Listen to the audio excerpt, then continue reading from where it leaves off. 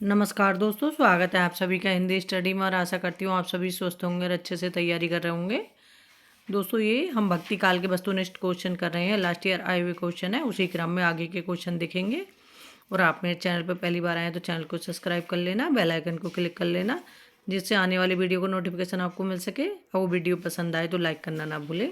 Start करते हैं class. अगुनहि सगुनहि नहीं कछु भेदा उक्ति है, तो ये उक्ति किसकी है? तो ये उक्ति है तुलसीदास जी की। साहित्य को सुरसरी सम सबका हितकारी घोषित किया है, तो साहित्य को सुरसरी सम का हितकारी किसने घोषित किया है? ये किया है गोस्वामी तुलसीदास जी ने। और किस में किया है? रामचरितमानस के बालकांड में, क्योंकि उसमें दे रखा कीर्ति भनीति भूति भली सोई सुर सरिसम सब कहाँ हित होई। ठीक है, तो ये बालकांड में दे रखा है रामचरितमानस के। बरवे रामायण के नामकरण का आधार है, तो बरवे रामायण के नामकरण का आधार क्या है? तो ये है बरवे छंद। तुलसीदास को लोक नायक किस कहते हैं? तो तुलसीदास को लोक नायक कहने वाले हैं तो वो हैं हजारी प्रसाद द्विवेदी। नाभादास ने कालिकाल का वाल्मीकि कहा है तुलसीदास को। स्मिथ ने मुगल काल का सबसे बड़ा व्यक्ति कहा है तुलसीदास जी को। और तुलसीदास को जातीय कवि कहा है रामविलास शर्मा ने। और मानस का हंस तुलसीदास को किसने कहा? अमृतलाल नागर ने। रामलला नच्छू रचना की शैली है, तो रामलला नच्छू रचना की शैली कौन सी है? अवधि लोकगीतों की। विनय पत्रिका के बारे में कौन सा कथन सही नहीं है?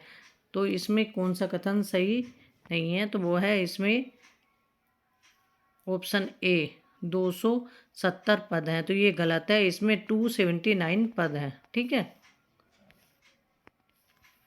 निम्नलिखित में से कौन सी रचना तुलसीदास रचित नहीं है? तो तुलसीदास की रचना कौन सी नहीं है?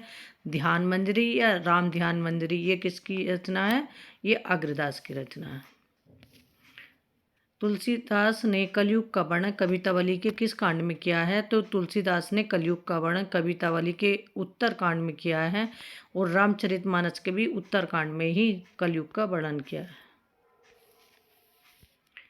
तुलसीदास का रामचरितमानस लिखा गया है, तो तुलसीदास का रामचरितमानस लिखा गया है दोहा चौपाई छंद में।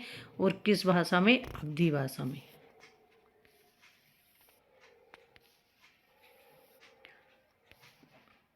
लाज न आवत आपको दोहरे आयो सात पंक्ति का संबंध है, तो इस पंक्ति का संबंध किससे है? ये तुलसीदास से है। और ये पंक्ति किसने कही है? ये इनकी पत्नी है, तुलसीदास जी की पत्नी उन रत्नावली, उनके द्वारा कही गई पंक्तियाँ। तुलसीदास ने किस काव्य की रचना सूरदास के अनुकरण पे की है? तो वो गीतावली की रचना सूरदास जी के अनुकरण पे की है तुलसीदास जी ने। आरती कीजिए हनुमान लला की के रचयिता हैं, तो आरती कीजिए हनुमान लला की रचना, ये इसके कौन है रचयिता? तो ये है रामानंद। गोरख जगायो जोग भक्ति भगायो लोग किसने कहा? तो ये गोरख जगायो जोग भक्ति भगायो लोग किसने कहा? ये कहा तुलसीदास जी ने। सुंदरकांड में प्रमुख पात्र हैं, तो सुंदरकांड के प्रमुख पात्र कौन है? हनुमान जी हैं। आगे देखते हैं। निम्नलिखित में से कौन स्वामी रामानंद का शिष्य नहीं है? तो इसमें रामानंद के शिष्य चारों हैं। अनंतानंद, सुखानंद, सुरसुरानंद, नरयानंद, भावा, पीपा, सेना, रैदास, धन्ना, सुरसरी, पद्मावती, ये सब 12 शिष्य किनके थे? ये रामानंद के शिष्य हैं। अगर इसमें पूछते हजारी प्रसाद द्विवेदी जी के अनुसार या रामकुमार वर्मा के अनुसार, तब अलग हो सकते थे। ठीक है। विनय पत्रिका के पदों में तुलसीदास की भक्ति किस भाव की है? तो विनय पत्रिका के पदों में तुलसीदास की भक्ति किस भाव की है? वो दास्य भाव की है। और वैसे भी तुलसीदास की भक्ति पूछी जाए तो किस भाव की है? दास्य भाव की। और सूरदास की भक्ति कैसी है? साख्य भाव की। और मीराबाई की भक्ति है माधुर्य भाव की। सुरतीय नर्तीय नागतीय सब चाहती असी होए गोद लिए हुलसी फिरे तुलसी सो सुत होए, ये पंक्तियाँ किसकी हैं? तो सुरतीय नर्तीय सब चाहते सब होए, ये पंक्तियाँ हैं तुलसीदास जी की। और नीचे की जो पंक्तियाँ हैं, गोद लिए हुलसी फिरे तुलसी सो सुत होए, ये पंक्तियाँ हैं रहीम की।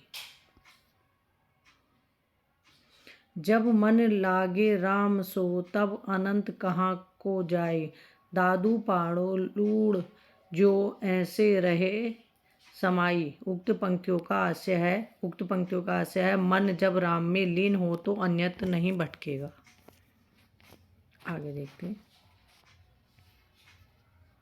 प्रमुख रूप से किस कवि के आधार पर आचार्य रामचंद्र शुक्ल ने अपने साहित्यिक प्रतिमान निर्धारित किए हैं? तो वो तुलसीदास जी के आधार पर।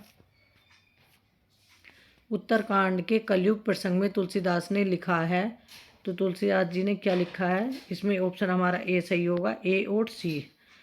आचारहीन और वेद विरोधी लोग ज्ञानी और सन्यासी कहलाएंगे। पत्नी के मर जाने और घर गृहस्थी और संपत्ति के नष्ट हो जाने के बाद लूटे पिटे लोग ही सन्यास ग्रहण करेंगे। वैसे ये बात है भी सही, प्रेजेंट में तो ऐसे लगता है कि तुलसीदास की उक्ति कहीं ना कहीं ये सही है। हरि कथा अनंता कही सुनही बहुविधि सब संता। राम कथा के प्रसंग में तुलसीदास ने यह बात किससे कहलवाई है? तो ये बात कहलवाई है शिव जी से।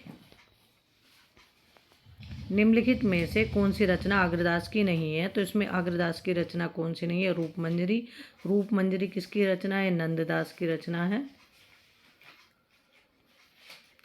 पार्वती मंगल किसके द्वारा रचित रचना है? तो पार्वती मंगल किसकी रचना है? तुलसीदास जी की रचना है। जानकी मंगल, पार्वती मंगल सब ये अवधी भाषा की हैं। लोक मंगल की भावना के सर्वश्रेष्ठ कवि हैं। तो लोक मंगल की भावना के सर्वश्रेष्ठ कवि कौन है? ये हैं तुलसीदास जी। केशव कही न जाए का कहिए देखत तब रचत विचित्र अति समुझई मन ही मन रहिए के रचयिता कौन है? तो ये तुलसीदास जी हैं। और विनय पत्रिका की पंक्तियां हैं ये।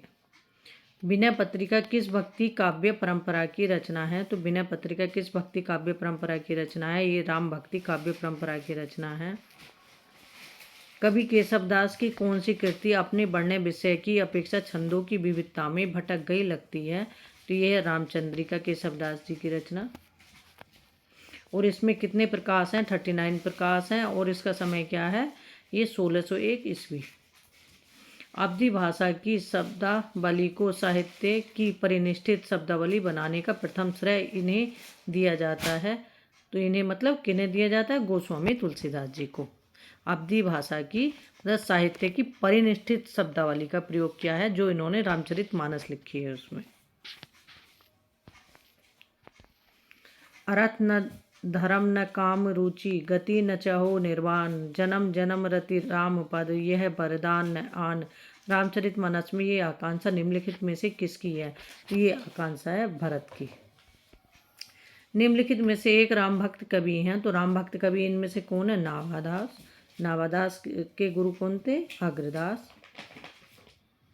गोस्वामी तुलसीदास की कुल कितनी कृतियों में उत्तरकांड संबंधी वर्णन है? तो वो है 4 रचनाएं, जिसमें उत्तरकांड संबंधी वर्णन है। ठीक है, हमारे ये आज के क्वेश्चन कंप्लीट हो गए। इसी क्रम में आगे के क्वेश्चन करेंगे। तब तक अपना मेहनत करते रहो, लगातार अपना प्रैक्टिस जरूर करो डेली अपने क्वेश्चनों की। सबसे मेन चीज़ है कि क्वेश्चनों की प्रैक्टिस जरूर करो लगातार सभी क्रम में। ये नहीं कि आज व्याकरण नहीं करा तो कभी मतलब जो व्याकरण के हैं उसमें कोई ना कोई टॉपिक उठा लिया। इसी तरह से साहित्य के अपने क्रम से अपना लगे। ठीक है, थैंक यू दोस्तों मेरी वीडियो देखने के लिए।